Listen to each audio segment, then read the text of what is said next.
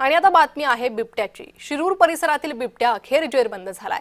हल्ल्याच्या परिसरातच शिरूरच्या बिबट्या हा जाळ्यात अडकलेला आहे। बिबट्या पकडायला जाळे लावले होते, 11 पिंजरे लावले होते आणि या पिंजऱ्यात बिबट्या जेरबंद करण्यात आलेला आहे। या बिबट्यानं प्रचंड दहशत निर्माण केली होती।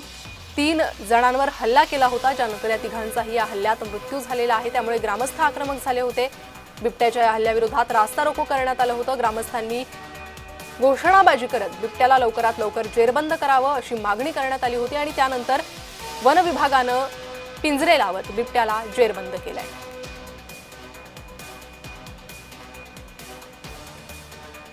पिंपरखेडची दुर्घटना ही खरं तर हृदय पिळवटणारी आहे आणि यातूनच संतप्त झालेल्या नागरिकांनी रस्ता रोको केला।